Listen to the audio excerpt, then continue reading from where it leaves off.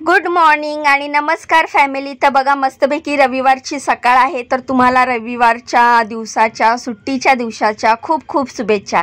तर शनिवार असो रविवार असो आम्हाला सुट्टी नसते, कारण तुम्हाला तर माहिती आहे मी जेवण बनवायचं काम करते। फक्त शनिवार रविवार मी थोडंसं उशिरा कामावर जाते, कारण त्यांना सुट्टी असते, त्यामुळे मी उशिरा कामावर जाते। म्हणजे त्यांना तरी आठवड्यातले जे 2 दिवस सुट्टी भेटते त्यांची झोप पूर्ण होईल, त्यांना आराम मिळेल, यासाठी आम्हाला उशिरा कामावर बोलवलं जातं। तर ह्या टॉवरमध्ये येते मी कामाला, इकडे येते मी जेवण बनवायला। तर आता सध्या माझ्याकडे 2 कामं आहेत आणि दोन्ही कामावर मी आज काय काय रेसिपी बनवणार आहे ते तुम्हाला दाखवते। तर आतमध्ये एंट्री केल्यावर लिफ्टमध्ये गेली, लिफ्टमधनं मी पहिल्या कामावर एंट्री केली आणि आता इकडे काय बनवते ते तुम्हाला दाखवते। तर सर्वात आधी नाश्त्यासाठी मस्त मऊ गोल गरगरीत अशा इडल्या बनवल्या आहेत। त्यानंतर ही मस्तपैकी ओल्या नारळाची चटणी बनवलेली आहे, डाळ्या घालून त्याच्यावर मस्त मोहरीची आणि उडदाच्या डाळीची फोडणी टाकलेली आहे। इडल्या मस्त स्पॉन्जी आणि मस्त सॉफ्ट अशा झाल्या होत्या। आणि त्यानंतर ही अख्ख्या मसूरची उसळ आहे। तर अख्ख्या मसूरची उसळ मी बनवली आहे, त्यांना वाटण वगैरे काहीच नको होतं, साधा कांदा टोमॅटो चिरून रस भाजी करायची होती, थोडासा रस ठेवा असं त्यांनी मला सांगितलेलं होतं। तर ज्या ज्या घरी मी स्वयंपाकाचं काम करते तिकडे त्यांच्या पद्धतीने त्यांना आवडेल त्यांच्या टेस्टच्या नुसारच मी स्वयंपाक करत असते। तर त्यानंतर बनवलेल्या आहेत मस्त गोल गरगरीत आणि मऊ अशा चपात्या बनवल्यात। तर तुम्ही बघू शकता इकडे मी ह्या चपात्यांना तेल तूप काहीच लावत नाही, पण तरी पण ह्या चपात्या एकदम मऊ असतात, एकदम सॉफ्ट असतात। तर चपात्या मी 8 ते 10 चपात्या बनवल्या। त्याच्यानंतर मी हा रात्रीचा जो भात होता त्या भाताला फोडणी टाकलेलं आहे, मस्तपैकी फोडणीचा भात बनवलेला आहे। तर असं तुम्ही बघू शकता जसं आपण पोहे फोडणी टाकतो ना त्याचप्रमाणे मी पोह्याप्रमाणेच या भाताला फोडणी दिलेली आहे। तर मस्त मोकळा मोकळा असा राईस होता, त्यामुळे दिसायला पण खूप छान दिसतोय। तर अशा प्रकारे हा रात्रीचा भात पण खाल्ला गेला आणि तो खूपच टेस्टी झालेला। बाजूला मस्तपैकी चहा ठेवलेला आहे मॅडमला आणि आम्हाला असा 2 कप चहा ठेवलेला आहे। त्यानंतर सगळं स्वयंपाक झाल्याच्या नंतर सगळ्या कढयांमधलं जेवण भांड्यामध्ये काढलंय, किचन गॅस सगळं क्लीन केलाय, सगळी भांडी घासलेत आणि आता चालली आहे मी दुसऱ्या कामावर। तर दुसऱ्या कामावर मी काय बनवते ते तुम्हाला दाखवते। तर दुसऱ्या कामावर मी जाण्यासाठी मी लिफ्टमधनं एंट्री केली आणि त्यानंतर मी दुसऱ्या कामावर पोहोचली। तर दुसऱ्या कामावर जे तुम्ही मला खूप जास्त प्रश्न विचारतात ना की टोडू कोण आहे, तर टोडूचं इंट्रोडक्शन करणार आहे, त्यामुळे व्हिडिओ पूर्ण बघा। दुसऱ्या कामावर बेल दाबली, घरात एंट्री केली तर टोडूने माझं स्वागत केलं। तर हा आहे स्पेशल पर्सन टोडू।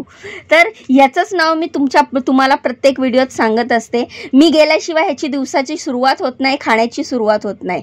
तर टोडूला भेटल्यानंतर मी हे बनवलेलं आहे कलकत्ता स्टाईल मोगर। तर ह्याला मोगर म्हणतात।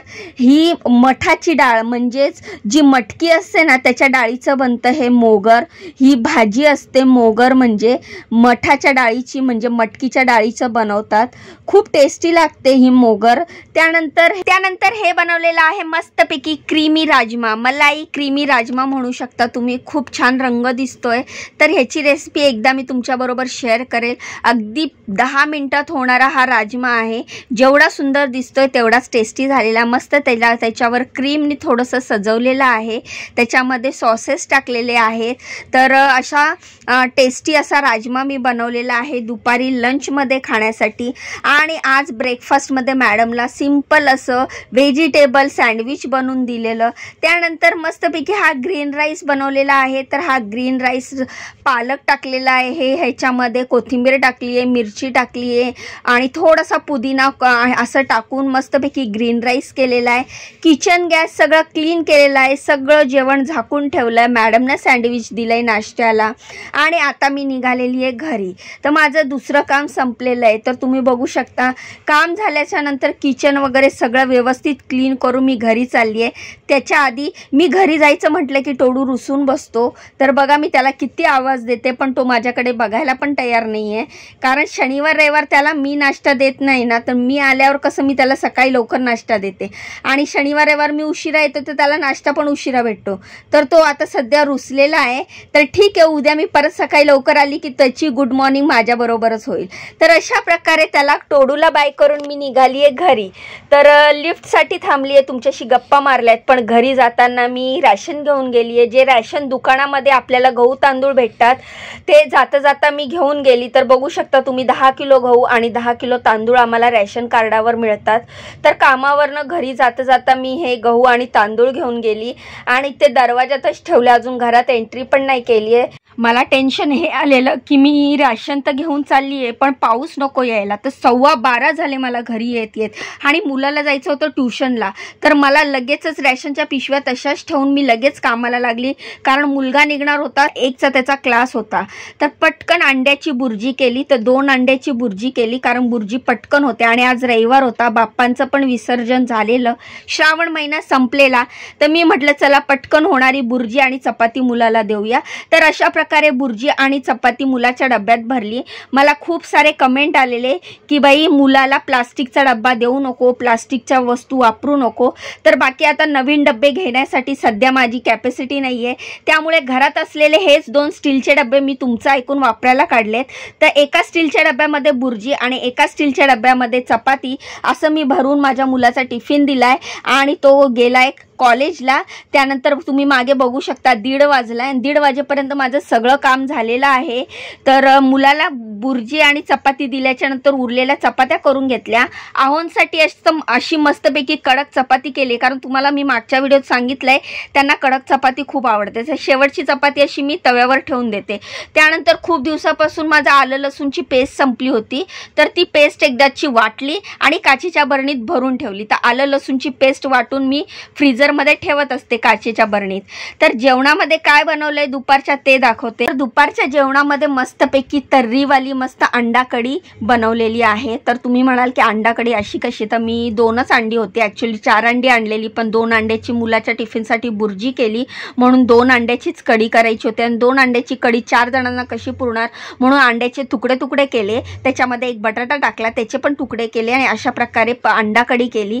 त्यानंतर हा भात केला कुकरमध्ये, ही कडक चपाती केली आहोंसाठी आणि आमच्यासाठी बाकीच्या चपात्या मी चपातीच्या डब्यात ठेवल्यात. थांबा जरा तुम्हाला दाखवते.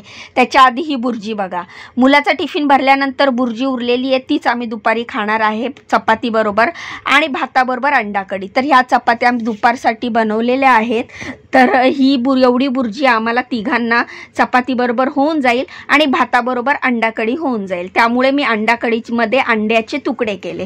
तर आलं लसूणची पेस्ट पण तयार झाली, म्हणजे आता माझं आठवड्याभराचं काम झालंय की आलं लसूणची पेस्ट असलं की कसं बरं पडतं ना आपल्याला प्रत्येक भाजीत वगैरे टाकायला. आणि मी घरातच बनवते, शक्यतो विकत बाहेरून आणत नाही. तुम्ही बघू शकता माझं घर मी लादी पुसलेली आहे, किचन गॅस सगळं क्लीन केलेलं आहे, लादी वगैरे पुसून पाणी वगैरे भरून सगळं काम माझं झालेलं आहे. तर मी किचन पण साफ केलंय. तर आता बसणार आहे आम्ही जेवायला, तर तुम्ही पण या जेवायला. आता वाजलेत संध्याकाळचे 7. तर आता भाजी आणायला गेलेली मी, तर तुम्ही बघू शकता संध्याकाळ झाली आणि मी संध्याकाळी भाजी आणायला गेली. खरं तर विसर्जनानंतर आज रविवार होता, त्यामुळे भाजी खूप महाग होती, मार्केटमध्ये एवढी भाजी पण नव्हती. तरी पण मी टोमॅटो वगैरे घेऊन आली, कारण टोमॅटो घरातले संपले होते. तर म्हटलं आज रविवार आहे, रविवारी मला भाजी तर मिळाली नाही, मच्छी मिळाली, स्वस्त मिळाली. हे ढोमा मच्छी आहे, 50 रुपयाला मिळाले मला 10 पीस. छोटे होते पण ठीक आहे ना, 50 रुपयाला 10 पीस मिळाले. त्यानंतर ही शिमला मिरची आणलेली आहे, कॅप्सिकम आपण म्हणतो त्याला, शिमला मिरची. ह्या सगळ्या भाज्या मी आता धुणार आहे आणि त्याच्यानंतरच फ्रीजमध्ये ठेवणार आहे. तर तुम्ही बघू शकता ह्या जाळीमध्ये मी व्यवस्थित शिमला मिरची आणि टोमॅटो धुतलेत आणि आता हे फ्रीजच्या कॅरेटमध्ये ठेवत आहे. कधी कधी काय होतं घाई गडबडीत आपल्याला धुवायला भेटत नाही, म्हणून मी भाजी आणल्या पहिले भाज्या धुते आणि मग त्यानंतरच कॅरेटमध्ये काढते. अशा जाळीमध्ये धुवून ठेवल्यामुळे भाज्या लगेच पाणी नितळलं जातं. तर अशा प्रकारे मी सगळ्या भाज्या धुवून घेतल्या, म्हणजे शिमला मिरची धुतली, टोमॅटो धुतले आणि ते कॅरेटमध्ये व्यवस्थित ठेवले. तर फॅमिली असा होता माझा आजचा दिवस. तुम्हाला आजचा व्हिडिओ कसा वाटला मला कमेंट करून सांगा. माझ्या व्हिडिओला लाईक करा, चॅनलला सबस्क्राईब करा, मला खूप खूप सपोर्ट करा. तर ट्रेमध्ये व्यवस्थित भाज्या ठेवल्यानंतर हा ट्रे मी ठेवत आहे फ्रीजमध्ये. तर मला असाच तुमचा सपोर्ट पाहिजे आहे, असा सपोर्ट करत राहा. माझ्या व्हिडिओला खूप सपोर्ट करा. भेटूया उद्याच्या नवीन व्हिडिओत, तोपर्यंत बाय.